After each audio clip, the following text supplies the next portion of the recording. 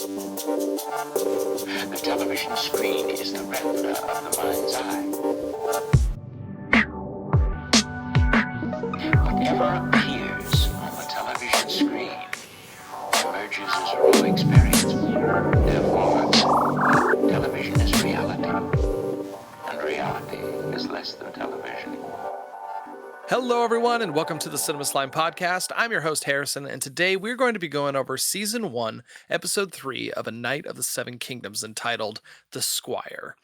I think that the first two episodes has set the stage. We have come to learn who Dunk is and what his motivations are, his doubts, his fears, and what he excels in.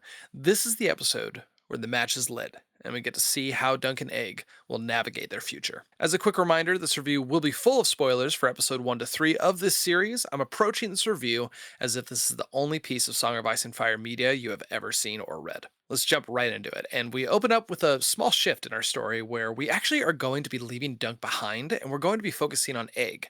As he awakens before Dunk, he slowly gathers up a couple items, including Sir Duncan's sword and his horse Thunder, and they head off into the woods. We get this beautiful shot of Egg walking through these woods and the sunlight streaming through the trees. I mean, I kind of actually paused it for a minute and I thought, man, I want this painting on my wall. I don't know what it was. It was just the little river there as well. It just added to this beautiful atmosphere. I mean, there's nothing better than a nice quiet walk through the woods. As Egg walks into a clearing, he begins sort of this solo Squire training session that he's come up with. And honestly, I think it just really shows us how sincere Egg is in wanting to squire for Sir Dunk. This isn't just a little boy training to get away from an inn. He isn't just someone hiding or tagging along. He wants to see Dunk succeed, and he is going to put forth all the effort he can to be ready for the tournament. Egg, in this moment, I think he really understands what is at stake. It's not only for himself, but for Dunk as well. If he loses his first joust, that's it. He's destitute. He'll lose his horse, lose his armor, and he won't have the coin to ransom them back. Now, during a quick break, a stray knight by the name of Robin Riesling appears and questions Egg about the horse and whether he stole it or not. I like the fact that Egg doesn't back down and he can go toe to toe with what feels like anyone, really, like when it comes to this sort of dueling with words that he does. I like the fact that Egg is knowledgeable about who this knight is, and we even get a small flashback to how Sir Rising lost his eye in a tournament. And I'll tell you what, that dangling eye as he's screaming at his opponent, I mean, that was just quite an image, and I think it really shows the madness that Egg is talking about in terms of Sir Robin Riesling. And just a really great line from the scene. What happened to your hair? What happened to your eye? Followed up by, you're small for a squire. I serve Sir Duncan the Tall. He's big enough for the both of us. I think it just goes without saying, but Dexter, the actor who plays Egg, is absolutely slaying this role. And I'm so excited for his future as an actor and his future in the show. I think he's just going to be improving over the years. I'm really, really excited for this series and especially these actors playing these amazing characters. As Egg heads back, Dunk is a little perturbed at the fact that Egg stalked off without telling him and immediately puts him to work and is a little stern with him. You'll eat your breakfast after you do your chores, basically. But very quickly, Dunk kind of retracts what he says almost right away, and he ends up teaching Egg how to sew a patch. He grabs a brush and helps brush down Thunder with him, and Egg tells him that he's got pubic hair coming in and makes Dunk do a double take. It's just a really funny little side moment for them.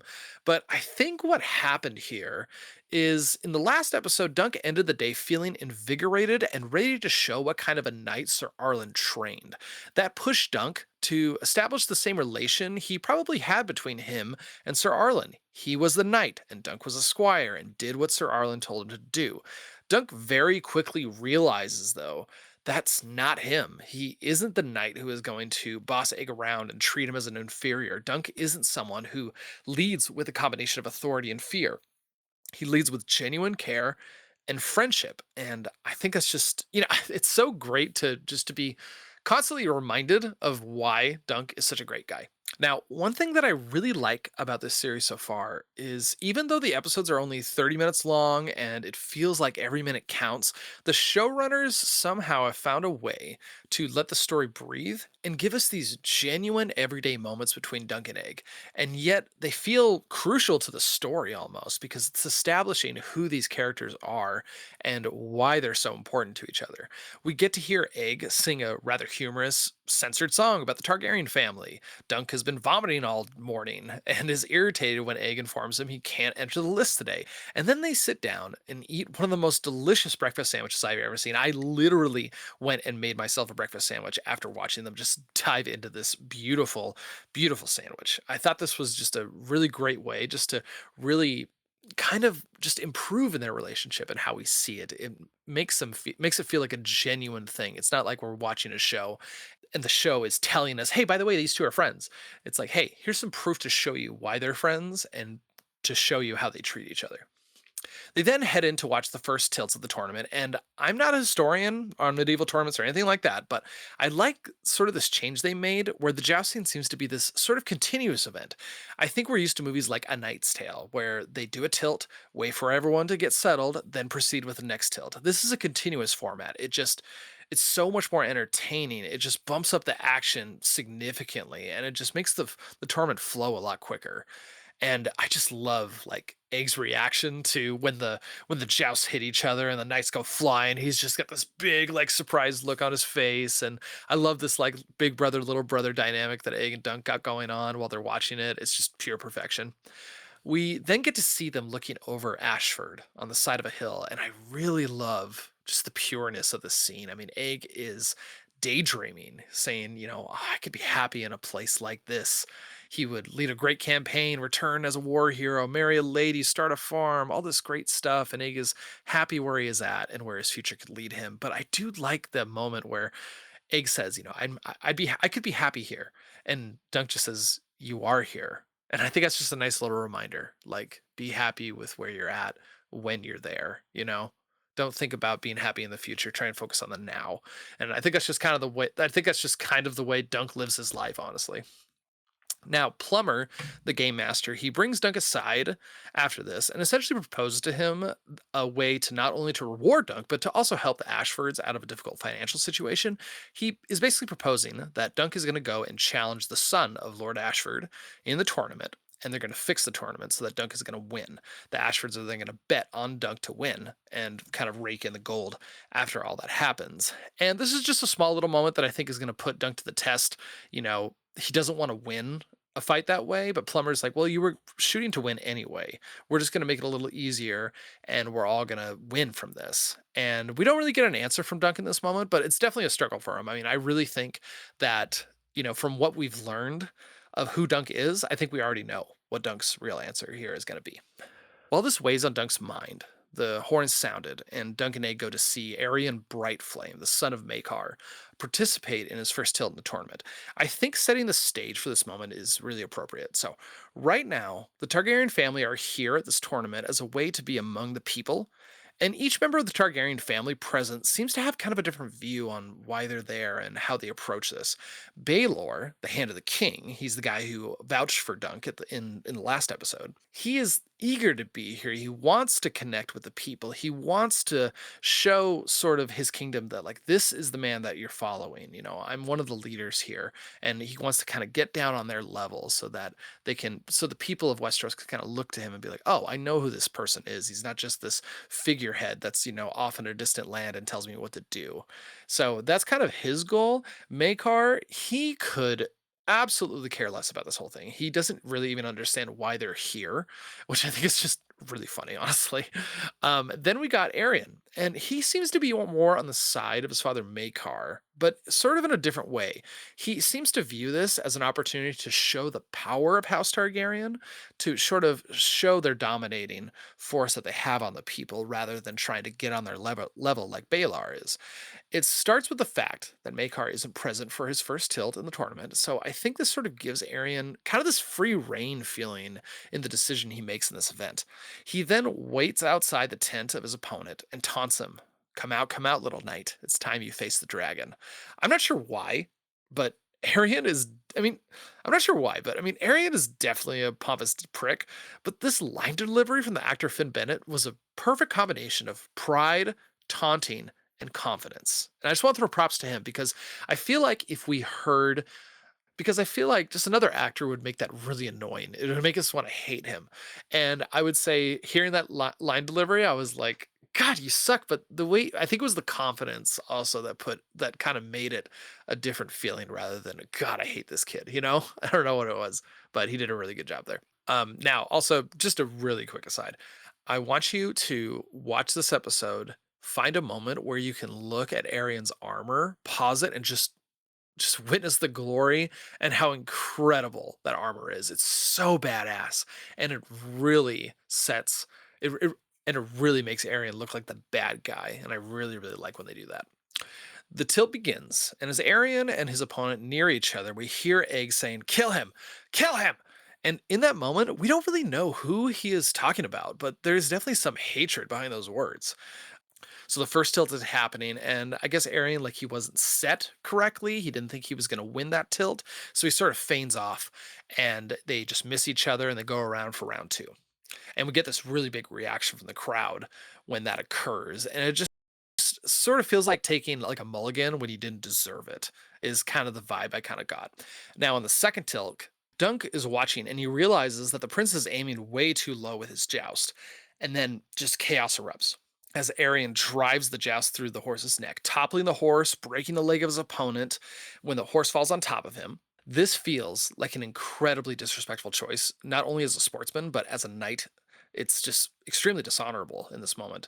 The crowd just erupts. Baylor hangs his head in shame, and Executioner heads to mercy kill the horse. I think it is really ironic that one of the first things we hear from Arian is him insulting Dunk by saying, "Looks like knighthood has fallen on hard times," and yet he does something like this. He isn't the true knight, and it is he who is representing knighthood as a dishonorable thing in this moment. I really felt the desperation and fear from Egg when he tells Dunk, "I want to leave." I think that hit me right in the gut.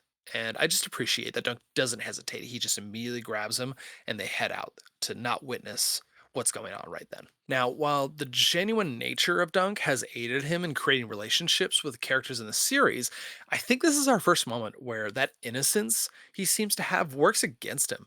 As they are leaving, Dunk is talking to Egg about how if a mishap like this happens to him, he expects Egg as his squire to keep his head about him and to help him in that situation. I think Dunk simply can't comprehend why someone would do something that dishonorable and unsportsmanlike on purpose. It takes Egg, who has been said to be about 9 years old, by the way, to tell him that what they just witnessed wasn't a mishap. And I think that's going to take Dunk a moment or two to just kind of fully digest that a knight would do something like that on purpose. And as that's kind of weighing on their mind, I mean, what better way to wash away what they just witnessed than going to hang out with Lionel Baratheon and his crew? And yes, he is back. I'm happy that he's here. I want to see him in every episode. They're drinking and singing a very bawdy song about a girl named Alice who can pleasure men in a very specific way. I'll be honest, on first watch, this scene kind of threw me for a loop, but on rewatch, it's interesting to hear Egg's feelings on this song and how it makes him think. He's thinking of the sex worker who has a natural gift of pleasuring men due to her unique hand and arm situation, and turns it into the story of hope almost. Egg says that hope belongs to all those who invoke it, and that each of us can live an honorable life if we make the best use of our natural talents. Each of us can have a story of honor, no matter what our situation is. He's trying to find a meaning in this woman's life, and I think this kid is really going to go places if he's spending this time thinking about this deep about a song about a woman who can anal fist a guy and pleasure him. I don't know. It was just really interesting to see someone think that long about a story about this, and and kind of like what Dunk said. He's like, "Look, I've got along with Duncan there. He says something along the lines of like, you know what, smarter men than me could give you a better answer than that." And that's kind of what I came up when I was watching it, but maybe there's something deeper there. On their way out of the party, they talk about their fathers. Dunk avoids the game master's eyes. They run into a fortune teller. By the way, I love how Dunk is like, "All right, let's get this over with," and just kind of shrugs off anything this fortune teller says to him. He then runs into Raymond Fossaway, who invites them to his tent for a drink. Egg instead heads to the puppeteers to watch their show and plans to pick up Dunk's shield afterwards. Dunk and Raymond sit down to drink, and this is our moment when we get to see how the small folk really feel about the Targaryens and why they felt the need to be at the tournament to curry favor with the people. This is just a paraphrase of what Raymond says. They're incestuous aliens who have come to this land and dragged the people into their wars, burned their lands, and saddled the realm with mad kings that get worse and worse throughout the years. The fact that Aerion purposely killed that horse really emphasizes that no matter the pomp and circumstances that the Targaryens go through to get the people on their side, there's always going to be that underlying feeling that Raymond is speaking of. We then shift to Aeg, who is thoroughly enjoying the puppet show. Tanzel hides behind a shield as a dragon puppet shoots fire, wowing the crowd. She slips in and stabs the dragon through the throat. As the red petals fly from the wound, which is really cool. I thought that was a nice little, sort of a special effect back in the day. She looks up and she sees Arian Brightflame watching her, and the crowd is just dead silent. We cut to Aeg calling for Sir Duncan. He's hurting her. You need to come. Sir Duncan pushes his way through the crowd and sees Arian snapping Tanzel's finger and hearing her scream in pain. Let's just take a small step back, just for a moment. There is no excusing what Arian is doing right now. This is cruel, terrible, and dishonorable. Let's establish that. Looking through the situation from Arian's point of view, he walks into a tent where a crowd of people are cheering and excited as to what they are seeing. He watches as the performer fights against a dragon, the sigil of the Targaryens. He watches as she kills this dragon and then the thunk of its head as it falls to the ground. So I can see where Arian's anger is coming from, especially as someone who came to this tournament with the purpose of showing the power of House Targaryen. For him to walk into a tent and see them slaying a pretend dragon could easily come off as mocking his family and possibly an insight to rebel against his house. And once again, just to be clear, Arian is not in the right for this reaction. So don't at me. But I think I understand why he's angry. Dunk sees that Tanzel is in pain, and the anger and the fury that rises up in him is an incredible sight to see. His eyes are just bugging out in this moment, and he rushes forward and strikes Arian down, kicks him to keep him down, and it is by the hand of multiple guards that Sir Duncan is finally stopped. They spoke about this in the inside the episode, but it's worth bringing up. Uh, I think Finn Bennett knocked this out of the park. Arian could have regained his composure and struck Dunk dead just right there in anger. He could have raged at him, screamed at him, yelled at him, maybe punished some of the crowd or whatever. But you know what he does? He stands there looking at Dunk and is absolutely flabbergasted, fascinated, dumbstruck by what Dunk has done, throwing away his life for some whore, according to Arian. I think it's a very unique reaction that we just really don't see that often. Arian plans to smash Dunk's teeth out, but Aeg steps forward, calling off his guards, and it is revealed that he is one of the lost sons of Maekar Targaryen. The look on Dunk's face is really heartbreaking. It's that combination of shock, but almost betrayal as well. I mean, just think back to the scene when Arian killed the horse. If Dunk can't see that Arian had ill intent doing that, how is he going to believe that Aeg was concealing his identity and following along with Dunk with good intentions? I think this is going to be a pretty big strain in their relationship because I think Dunk is going to look at this and be like, I don't even know who you are anymore. And I think it's going to be really painful if that relationship doesn't get repaired. We'll have to see what happens in the next episode. Now, one thing that's so incredible about this show, and George R. R. Martin does this great in his books, by the way, just going to put that out there. They have a really great habit of ending each episode or a chapter on a badass line that really sticks to your brain. You impotent little rat. What's happened to your hair? I cut it off, brother. I didn't want to look like you. I feel like there is a lot of weight behind it, what Aeg is saying. We have seen that Arian is a little prick, full of pride, and attempts to use force to establish his power. Imagine what growing up with him was like. Think of what it takes to cause a 9-year-old to be ashamed of his brother and family so much that he conceals his last name and shaves his head to avoid even looking like his brother. It's really heavy, and I think we are going to begin exploring Aeg's history and his relationship to his family in the next couple episodes. The episode is continuing this trend of incredible television, and I love the fact that I'm able to watch this as it airs. I'm on the edge of my seat for the next episode. In terms of a slimy scene, I think I'm going to give it to that very last line. It's honestly lived in my head ever since the episode dropped, so I can't deny it and pretend to find a different one. I think I'm going to give this episode a 4.5 out of 5. There was just a moment or two where it felt like there was a small lull in the flow of the episodes. It kind of felt like a bunch of snippets of scenes kind of stapled together, but all those scenes just knocked it out of the park. So I can't really give it any lower than that. And I absolutely love this episode as well.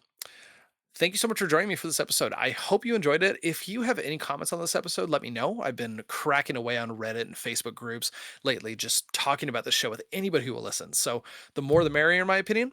You can also like and comment, subscribe, all that normal stuff.